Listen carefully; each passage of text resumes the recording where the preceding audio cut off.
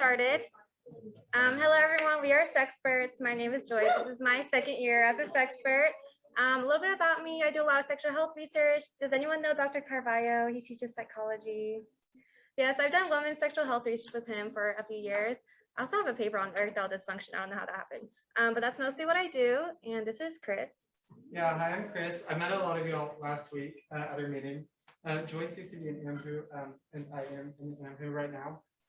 So I'm a sophomore. This is my first year with OU Health Promotion. I'm a microbiology major, and I don't have all of the fancy sex research stuff like that. Okay, we're gonna get started.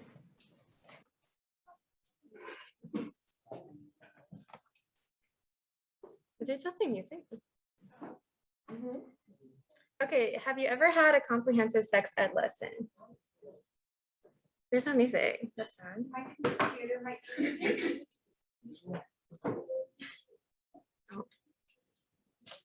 Oh, I don't know. There's a volume icon right there.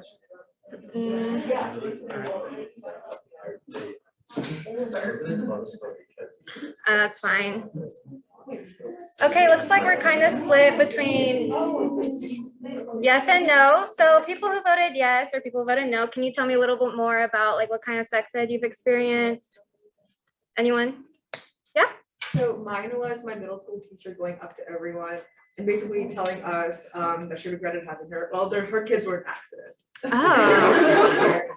Okay. So that was interesting. Anyone? That's very cool. Anyone else? What was actually the game plan again? So, It's on the. It's on their shoulder. Okay, thank you. can you see it?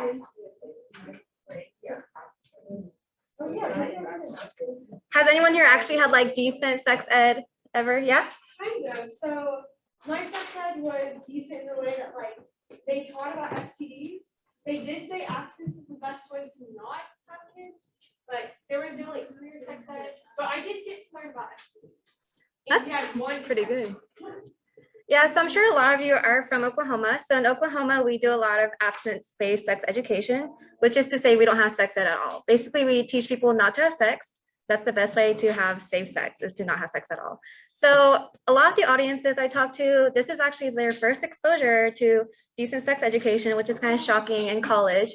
But you might find a lot of stuff in this Kahoot you actually don't know, and that's fine. That's actually really common. So if you have any questions, don't be embarrassed. Just raise your hand and ask. Okay, we're moving on. Okay, so this is like a type-in question. What makes sex safer?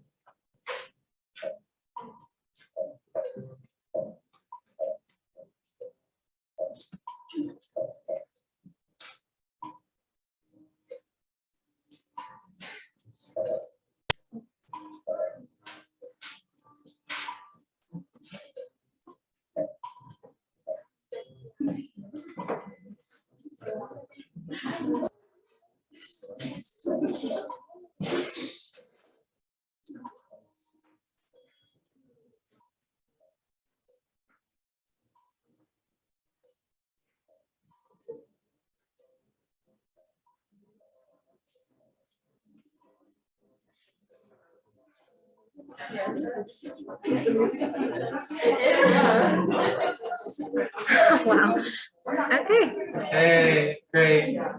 Okay, so yeah, I'm really happy to see consent. That's one of them. Safe sex cannot be safe sex without consent. That can also impact whether or not you're actually using protection.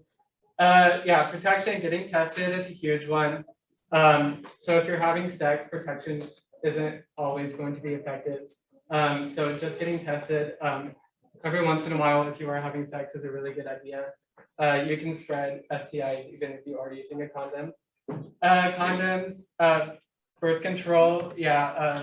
So we have all of our contraception, consent, again, protection. These are long answers. Okay.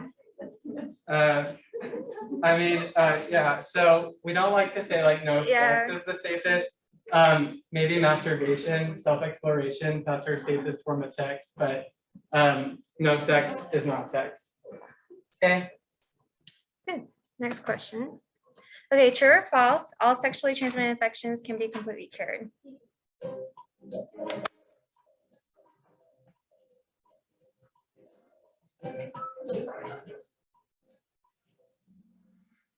so most of you got it ripped to the one person, but this is false.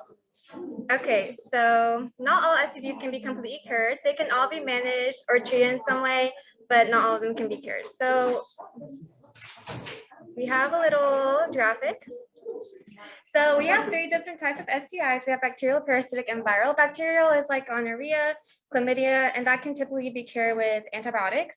Then we have parasitic like pubic lice. That's also over-the-counter medications or antibiotics that's prescribed. And then viral, we have hepatitis B, C, HIV, herpes. A lot of you are probably more familiar with those. And these cannot be cured. They can be managed in some way, and we'll talk a little bit more about how HIV can be managed later on, but these cannot be cured. Okay, so multi-select, select all the reasons someone may take emergency contraception. Easy.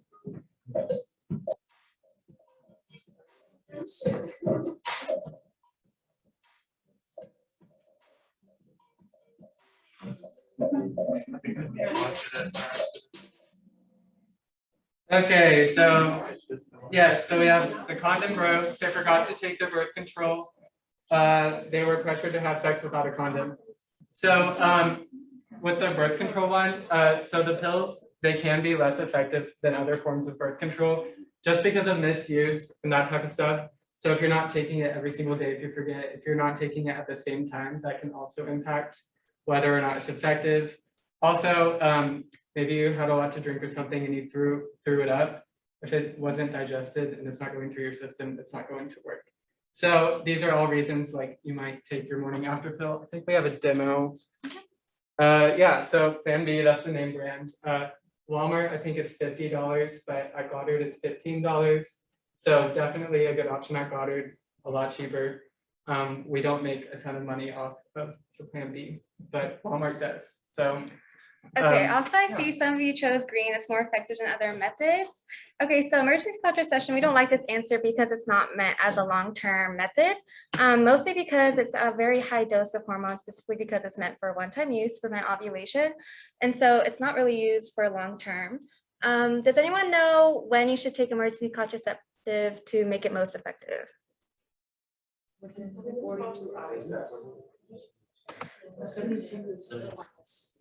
Right, so the rule of thumb is like as soon as possible. So sperm can stay in the vagina for up to like 5 to 7 days, right?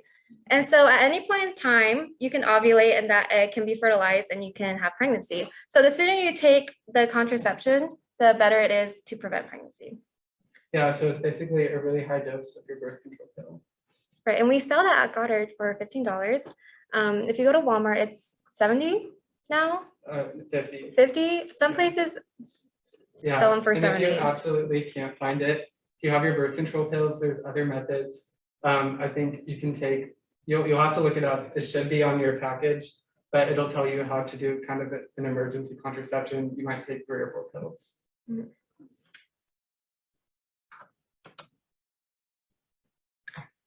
Okay, what's the most effective birth control method for pregnancy prevention?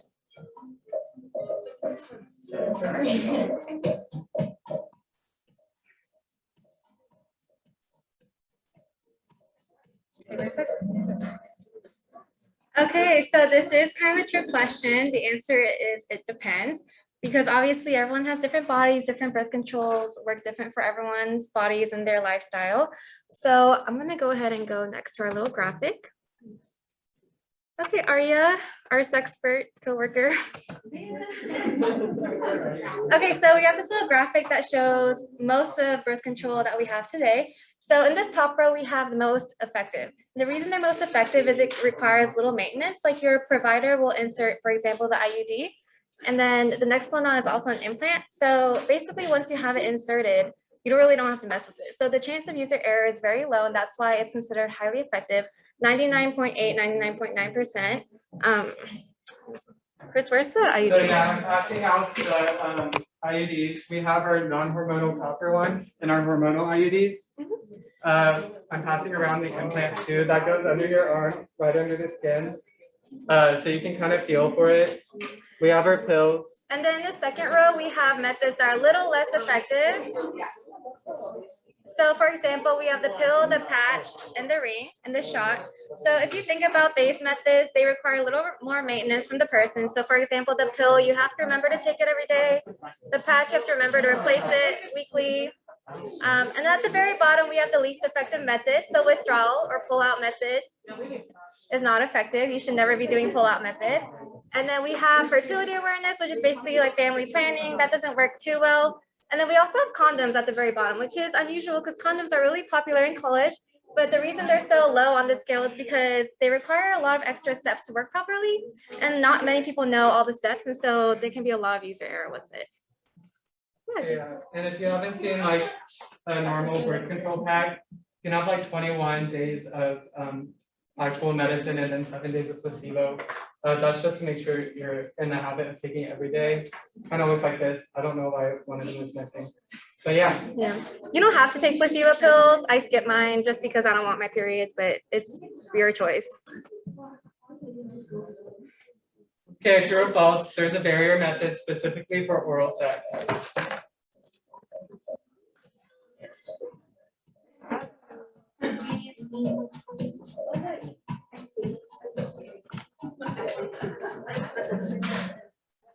Okay, so it's true. We have our dental dams. So it's up here. It's going to look like that. It's basically a condom, but it's just going to be a little square. The ones we give out at Goddard are usually flavored. So this one, I think this one's mint, and then we have banana here, if that's what you're into. Yeah, but these are for oral sex. So if you're having oral sex at the anus or the vagina, we'll just cover it. Joyce can show you. So we have a little model here, and basically how you would use it, I hope all y'all can see. Basically how you use it, you would just do the dental dam like this, and then perform the oral sex. This can also be used for, as he said, mouth to anal. So someone previously asked me about if you can use this for a blowjob. That's not really recommended because it's not good at containing sperm, right? So if you're giving a blowjob and you want protection, you should be using a condom for that. Also, it's nice to know that like this isn't always going to protect you against STIs. So herpes, HPV, that can be skin to skin contact. If you're not covering the part of the body that's infected, you might still get it. Okay. So that's why it's a good idea to get tested too. Question? Aria, amazing. Okay, true or false? If a person doesn't have any symptoms of an STI, then they don't have one.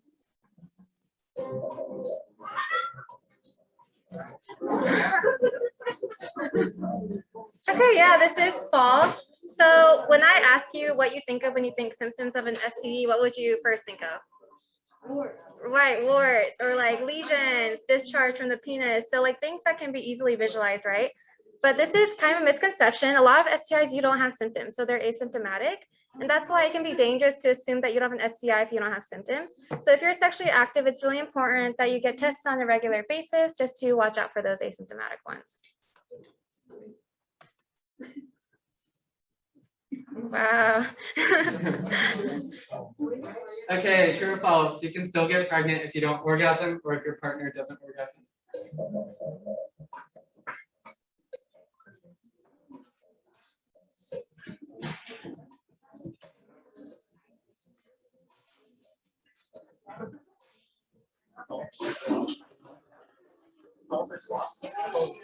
Okay, yeah, so it's true. Okay, so if you don't orgasm or if your partner doesn't orgasm, you can still get pregnant. So if you have a penis, if you don't orgasm, your pre-ejaculation can have sperm, okay? So just because you don't orgasm doesn't mean sperm isn't going into the vagina. And the other way around too, if you have a vagina and you don't orgasm, you can still get pregnant. Right. That's why you shouldn't be using the pull-out method. That's a really popular method in college. It doesn't work because you can still get pregnant from pre-cum.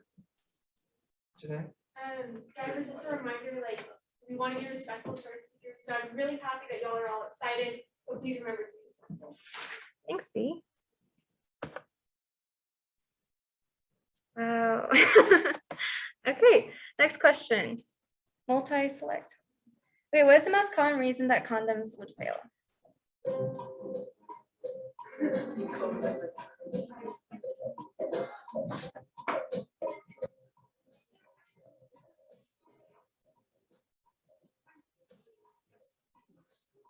Lower.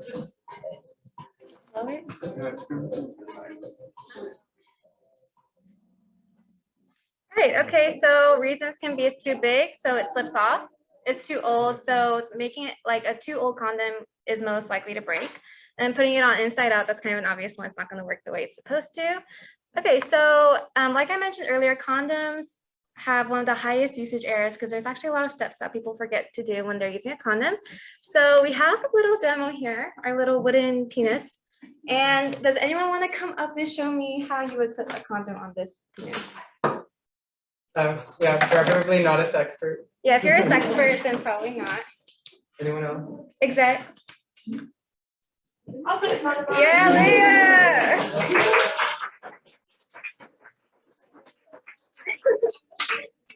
Okay, so she's gonna get this non-lubricated one because we don't want no lube all over our hands.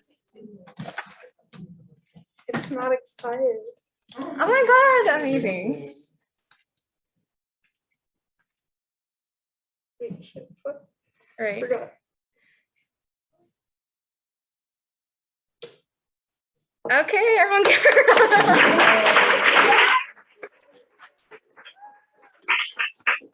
Okay, that was actually one of the best ones I've Yeah. seen ever. Lydia Like, yeah, did such a good job. you did amazing. Okay, Yeah. so we're actually gonna show you step by step again, even though Lydia practically did perfectly.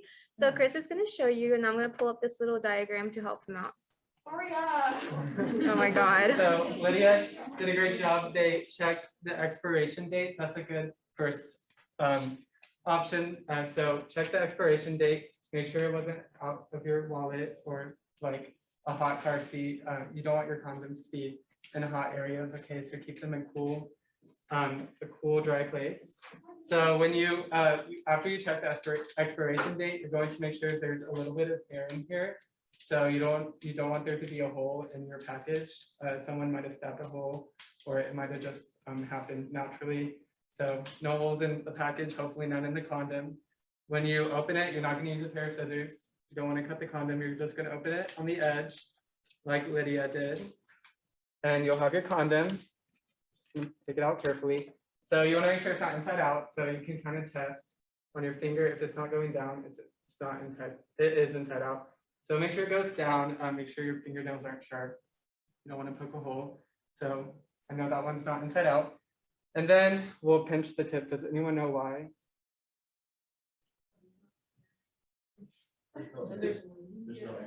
Yeah. So when you're putting it on, you want to pinch the tip before, because the sperm can come out at 28 miles per hour. Does anyone know how fast Usain Bolt runs? It's 20, he runs 25. So sperm is faster than Bolt. So that's why you want to leave that little space. Yeah.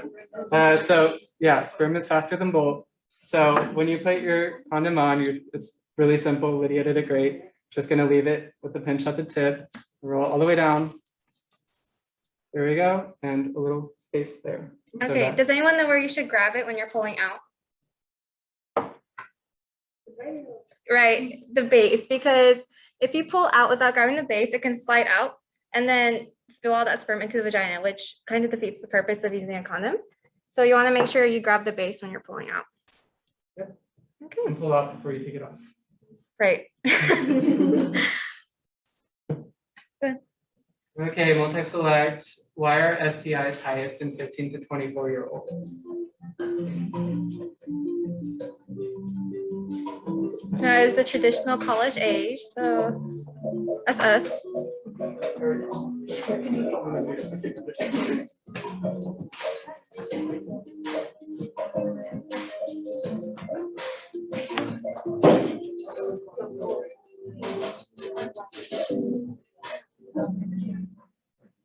Okay, great. So two of these options, they're embarrassed to get tested or lack of transportation.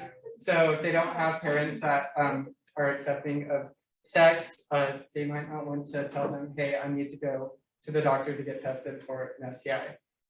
So like if they have to tell their parents to get transported. So that's why we have that there. Also things like just a lack of sex education.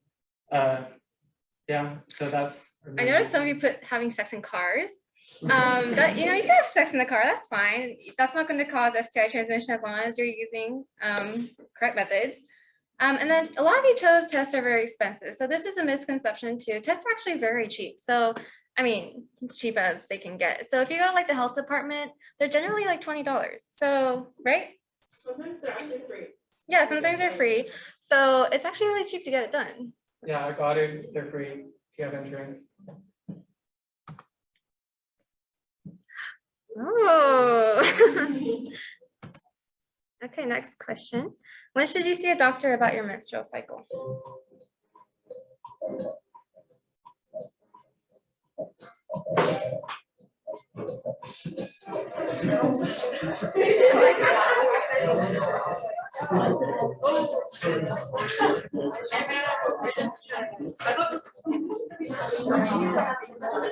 Okay, so it is both red and blue.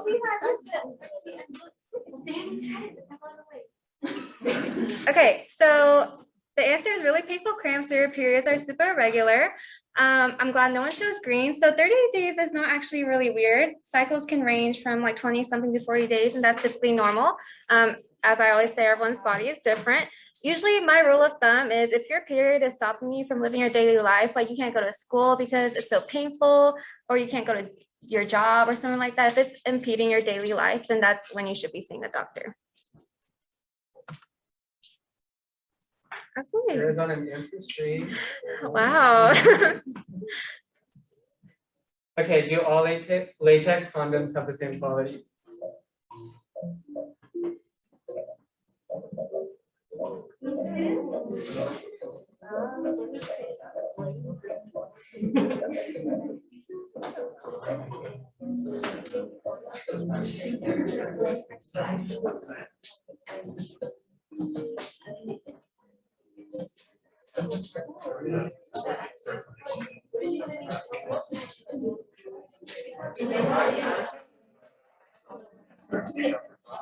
Okay, so we're kind of split. Yes, they are all the same quality. All condoms are the same quality, even if, well, like, who has a favorite condom brand? Anyone? Okay, so I like Trojan. Yeah. Trojan is my favorite. I've had people say, what are the other popular ones? Does anyone know them? What? Durex? Oh, I couldn't know. It's really good. Oh, she's your mom? Okay. Yeah, so a lot of people will say Trojan is their favorite brand. That's the name brand. And it's, I think, 7 times more expensive or something like that than the condoms we provide at Goddard, but they work the exact same, okay? So yeah, if they're lubricated, you don't need a condom to be lubricated to work efficiently. It might be more comfortable. Yeah. Like I would recommend that you lubricate, but it's not necessarily related to how effective If it it's is. anal sex, then lubrication might be better. But otherwise, like you don't need it to be lubricated to trust it. You can also lubricate it yourself. If Okay. we're talking like penis vagina sex, if the woman is aroused enough, there shouldn't be a need for lubrication. Like she should be self-lubricating. So in the case that she doesn't, which is fine, like sometimes if you're on birth control or something, you can be a little more dry. In that case, you can add lube and it is a little more comfortable, and it does keep the condom from breaking sometimes due to friction. Okay. Nice. Next question. Which vaccine can prevent certain types of cancers and genital warts?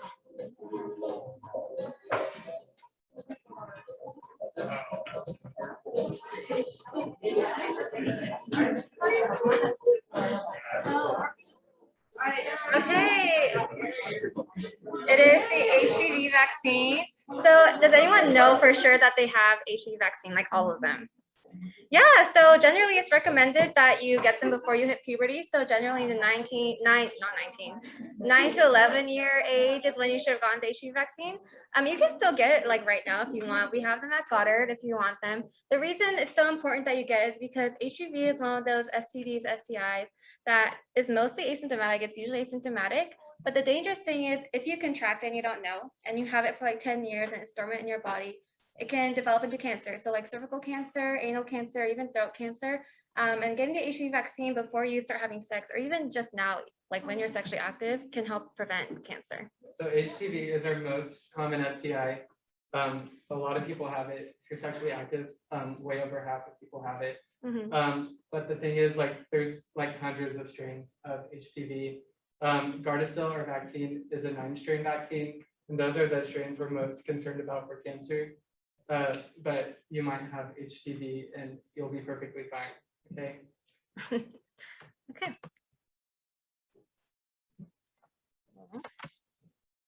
Okay, true or false? Vaginas are self-cleaning.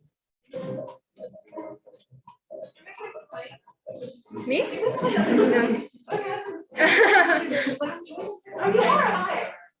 Okay, so true, they are self-cleaning. Does anyone like to use like a fancy like vagina soap? Like Something? Summer's Eve? Okay, No. well, good, that's a good thing. We don't like fragrance, anything. We don't, douching isn't good for your vagina.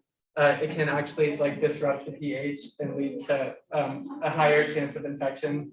So douching, soaps, like fragrant soaps aren't very good for your vagina. It can be very irritating too. If you want to clean the outside, which is the vulva, with like gentle soap and water, that's fine. But yeah, you shouldn't be cleaning inside, which is the vagina. If your vagina smells like flowers, then your pH is probably really bad. Like it should be a really like, not a pungent scent, but it should be natural. It shouldn't be smelling like perfume.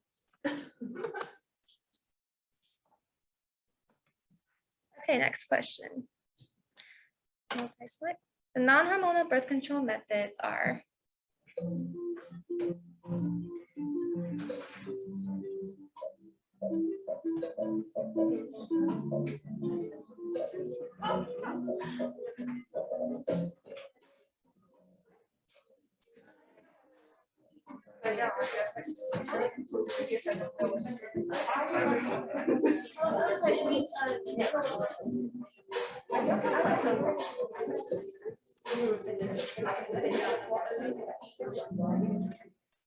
awesome. Okay, so the 3 non-hormonal ones are the copper IUD, condoms, and spermicide. So the copper IUD is differentiated from the hormonal IUD, which hormonal IUD obviously uses hormones, but copper IUD, once it's inserted, it releases copper ions, and that prevents your uterus and fallopian tubes from being hospitable to sperm. So that prevents pregnancy. And then condoms are obviously a barrier method, no hormones involved there. And the spermicide is like a vaginal gel that you inject inside your vagina.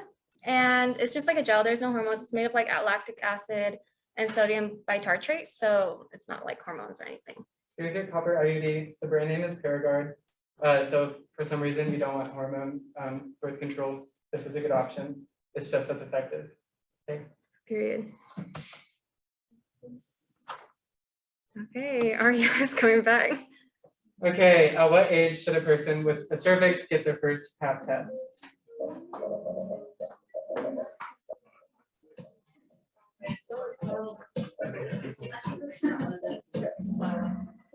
Okay, so the answer is 21. So most of us got that right. Good. If you have a cervix, 21 is our standard age.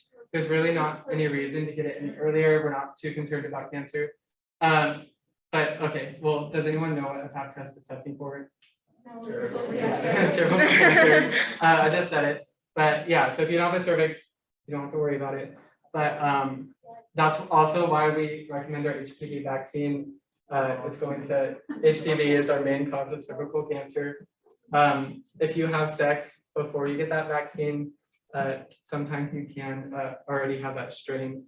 But we do still recommend you getting the vaccine after you have sex because you might not have gotten that strain. Okay. Okay.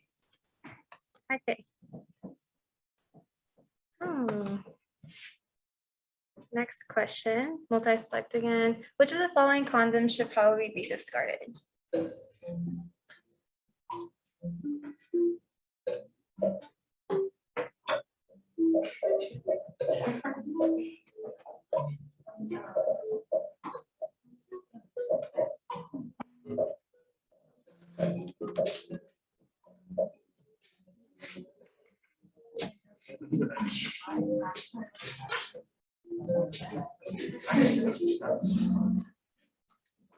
Okay, yeah, pretty good. So why wouldn't you use one that you found in your wallet? Does anyone know?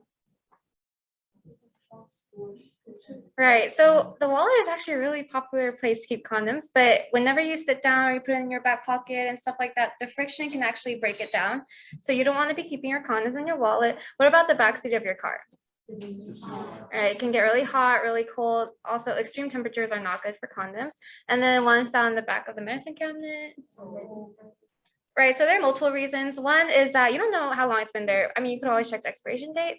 Second of all, it's mixed in with all your medications. You really don't want to be using a condom that's mixed in with all the medications in your cabinet. And third of all, if you have a shower in that bathroom, like the steam and the heat, all again, temperature can break down the condom and make it not as effective.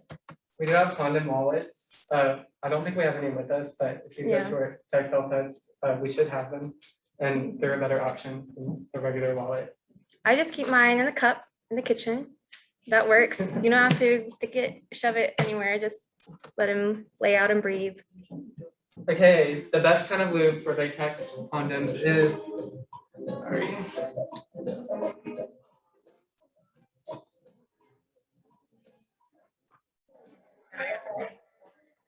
We don't have to do it. You want to do it?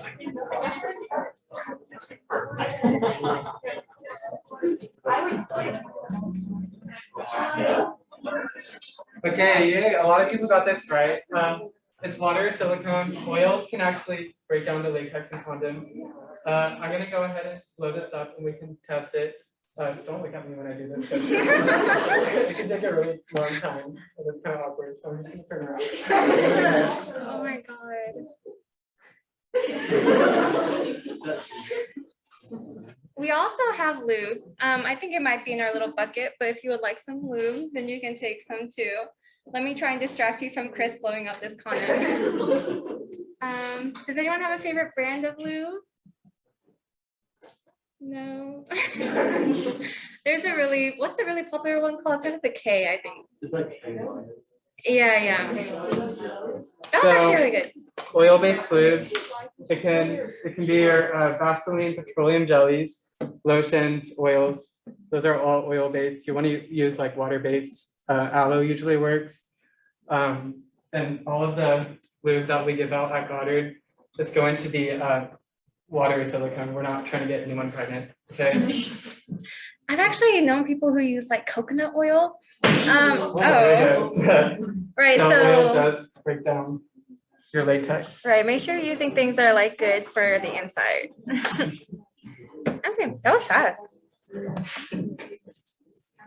Okay, Sweta, let's go. Okay, true or false? The first time a person with a vagina has sex, their hymen breaks. Do you have a marker?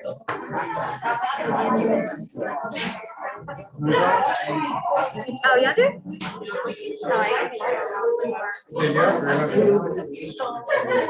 don't think there's a drum over there.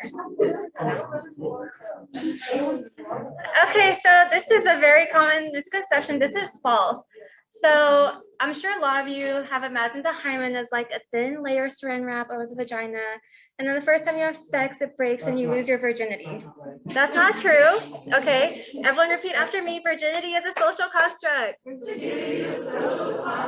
Thank you. So technically, by the time you're of menstruating age, your hymen naturally wears away through like exercise or masturbation, etc. And so if you think about it, otherwise you won't be able to menstruate, right? Because there's a barrier there. So the hymen does stretch, okay, just like the vagina does. And you should not be bleeding the first time you have sex. That is not a sign of losing your virginity, right? So this is a very common misconception that needs to be disproved because it's very stigmatizing to women and the idea of like women purity, right? Okay, and then he drew a beautiful picture up there of the hymen.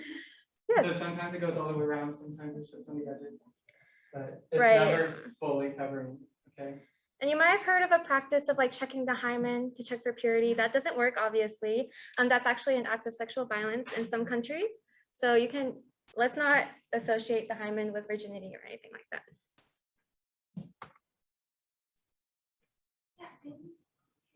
Okay. Okay, you can guarantee to prevent pregnancy if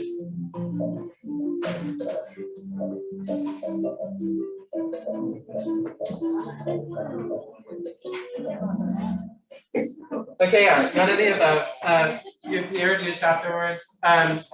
So douching, we don't recommend that for your vagina. Peeing is usually good to flush out bacteria after sex to prevent UTIs. So it's not going to prevent pregnancies, it's going to prevent UTIs. Like we said, sperm can live up to the vagina for up to 7 days. So yeah, none of these are good options. There's really no 100% guarantee to prevent pregnancy. Okay. Does anyone know why having penis vaginal sex can cause a UTI? Does anyone know? No? Do you? No? So when you're thrusting, a lot of fecal matter actually gets moved up into the urethra and then can enter into the urethra and cause a UTI. So no matter how much you clean before you have sex, it still happens, like fecal matter still moves up. And so that's why UTIs are really common if you don't pee after sex, because you haven't flushed out all that bacteria that's gone in there. Yes. If you think you have one, we can treat you at Goddard. We can also test for them. Okay, I'm seeing all these pure health educators up here. Okay, what are some things birth control can be used for besides pregnancy prevention?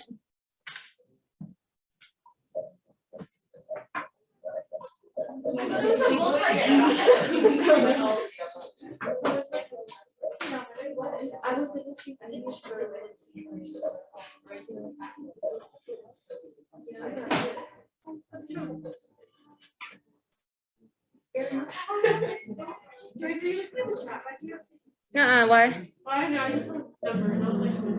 Oh, should I be looking? Okay. Right, the answer is all of the above. So this is why it's so important that we advocate for birth control accessibility, because birth control, unlike the name, isn't just used by people who have sex to prevent pregnancy, right? So for example, some people use it to help with acne, regulating their periods, and treating PCOS, endometriosis.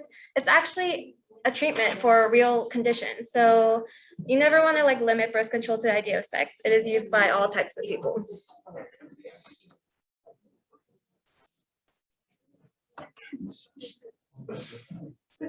Okay, multi-select. Which of the following places offer STI testing?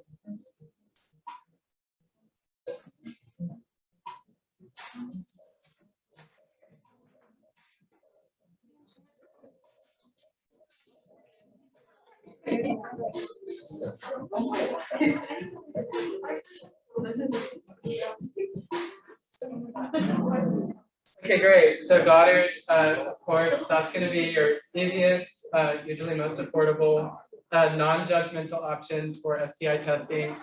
The health department, you can use it, but why would you if you have Goddard? Planned Parenthood might be a little bit more expensive than Goddard, but both are good options. The GEC, that's just our consent and our gender equality center, where they don't do any testing, they don't do any medical care. Okay. Well, it's almost like you work for Goddard. Okay. All right. So word cloud, what can make the birth control pill less effective?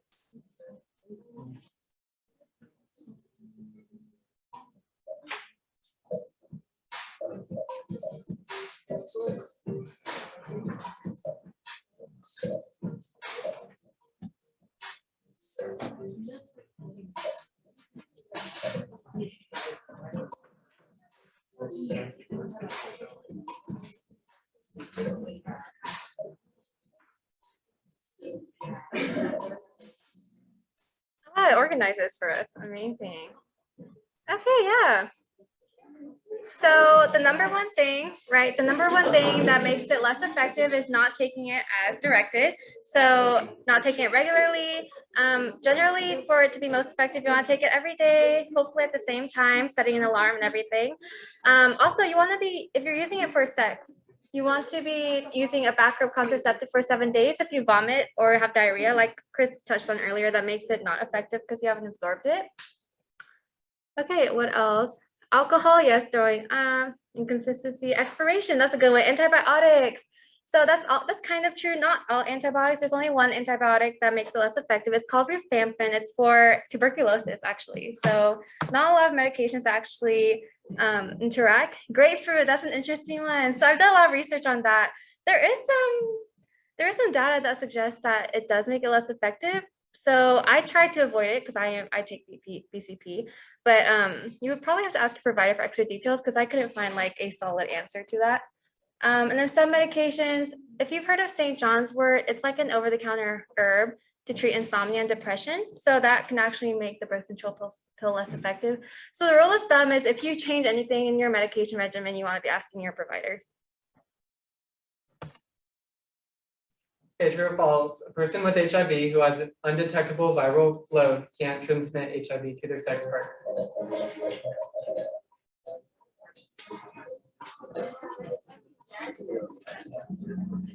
Okay, so this is actually true. Undetectable equals untransmittable. So if you have HIV, there is medication you can take to make it undetectable. An undetectable viral load cannot give you somebody else HIV. There's a 0% chance. I think a lot of people still, lack this knowledge. They think HIV is like a disease that if you get it, you can't do anything anymore. You can't have sex. You can't live a healthy life, but you can with proper care, okay, proper treatment. Yeah, so if you're taking the right meds, you can have sex and have a 0% chance of transmitting it, okay? Okay. Cumulative frequency. Oh. Okay, next question. Why should condoms be used even if HIV and pregnancy aren't risks to you or your partner?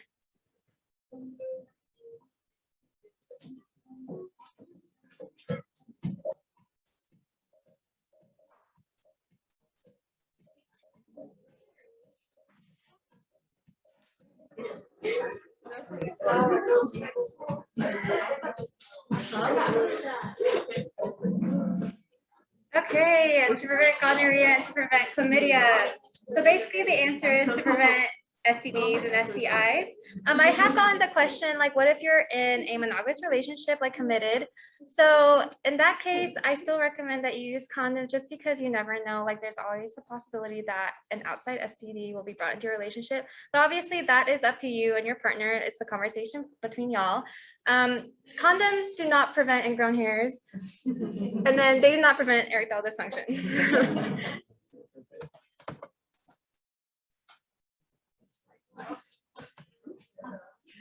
True or false? All condoms fit all penises.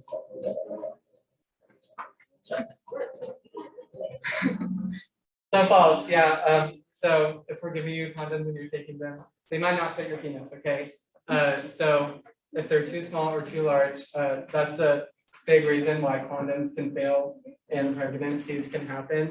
So, I mean, birth control is a good option if you're trying to prevent pregnancy. Condoms like kind of the second option, but yeah, so just make sure they're on right, they're not too tight, they're not too loose, and they're like the shape isn't something you're having to struggle with, okay? Right. If it's slipping, it's really easy to tell y'all, like if it's slipping off, it doesn't fit you. If it's strangling your penis, it doesn't fit you. So if it's comfortable and it works well, then that's how you know it fits you. Hi, sorry. If you have a penis, you will have a condom that fits you. Like one exists. In my sex ed in high school, the girl who was doing it literally fit her entire forearm in a condom. So trust me, if someone says that they're too big, they're not. So in my erectile dysfunction thing, doing the research, a very common excuse that people will use to not wear condoms is like, oh, I don't fit a condom. That's impossible. Like Jeanette said, there will be a condom out there that fits you. So if anyone tries to give you that excuse, you should call them out on the bullshit because it's not true. Should I be saying bullshit? Okay. Next question. What is the only true form of safe sex?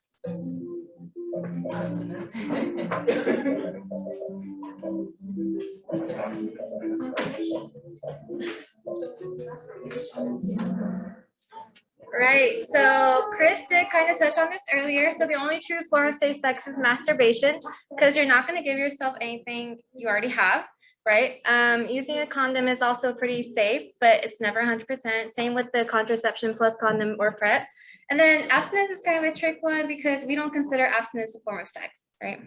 The only thing with masturbation is if you're going like straight from your mouth to your genitals.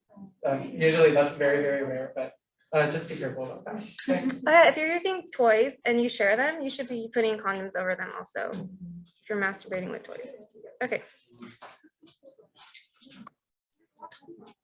Okay, what is the name of the campus hotline for those who experience sexual harassment or sexual assault?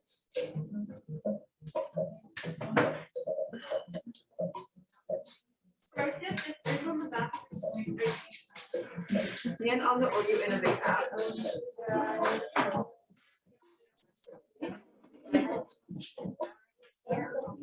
No, it is. Yeah, so OU Advocates, so it's called OU Advocates, not the crisis line, not safe right, but yeah, it's on the back of your IDs, like Jeanette said. You can find that number in so many different places. It's a good idea to go ahead and put it in your phone. But yeah, OU Advocates is our 24/7 sexual assault hotline. It can be used for domestic violence and other stuff too. Just look out for your friends. You can also use it for yourself, okay? Our Safe Ride is a good option, but it's not really for sexual assault. So that's going to be if you've had too much to drink. You can call Safe Ride inside Norman and they'll take you back to your home. Lydia, you do Safe Walk, right? I do. Safe Walk is a different number. You should have a little magnet for it, but if not, it's on the OU website.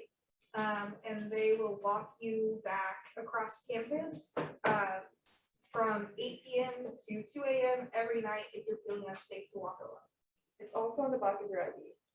3251, whatever one spells out. Awesome. Okay, I think we're almost an hour in, so I'm gonna try and hurry. Okay. Next question, which 5 fluids can transmit STIs?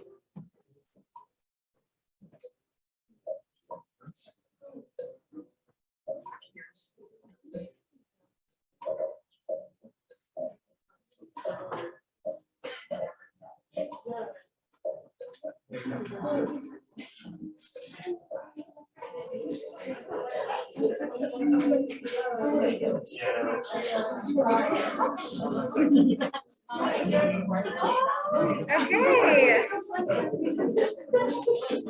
So the answer is blood, breast milk, semen, vaginal fluid, rectal fluid. If you look at the other answers, we see sweat, spit, tears.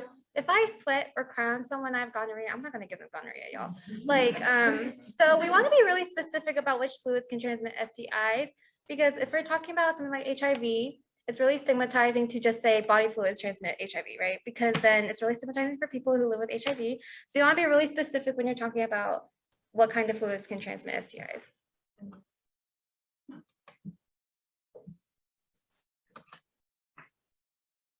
Okay, what are PrEP and PEP?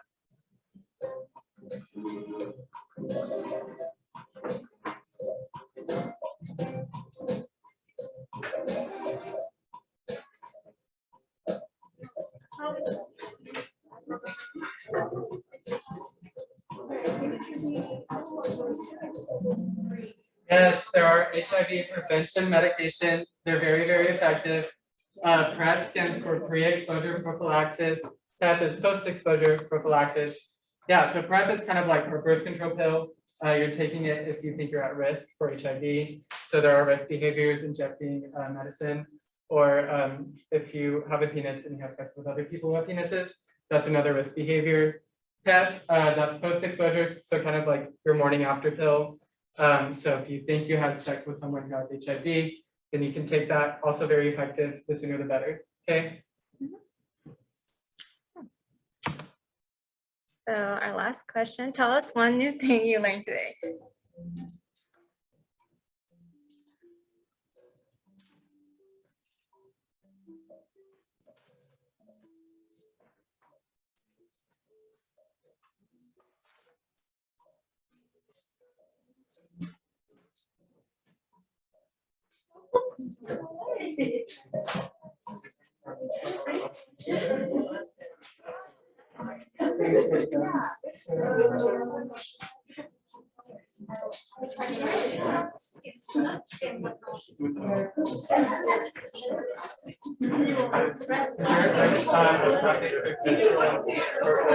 Okay, how old is this candy?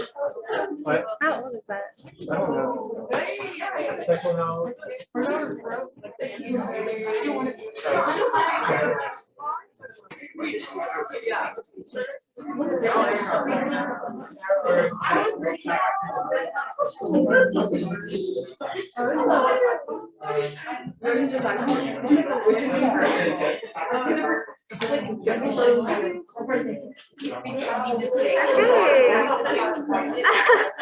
Fecal matter is sneaky.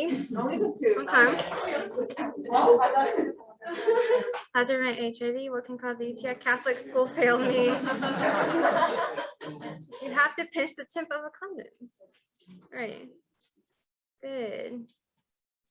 Very good. Cool. Okay. Does anyone have any questions about any of the content? Yes.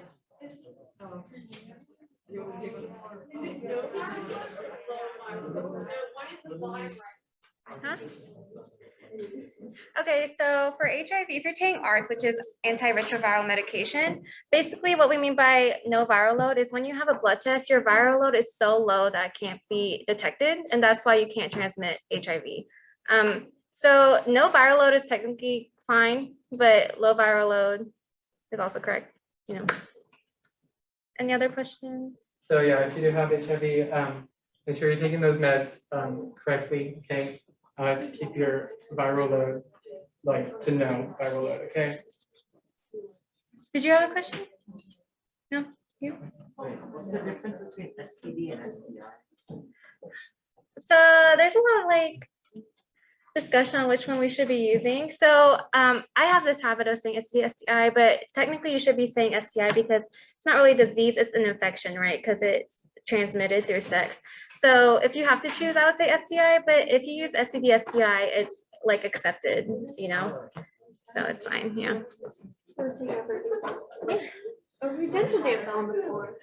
You don't want your mint to taste like carpet. All right, besties. So I know that we have gone over an hour, so no judgment if you have homework and you go, but we are going to break into discussions. So we're going to assign exec to each table, and you're kind of going to discuss like barriers to access of like sex health education, whatnot. Try to keep a global mindset, like what countries may have more different barriers, etc. You can inject your own personal experiences, because I'm sure we all have some, especially since many of us are from Oklahoma. But yeah. Exec, will you find a table? I'll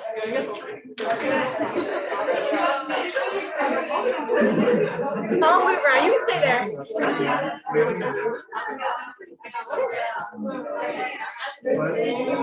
August, you can go to that table.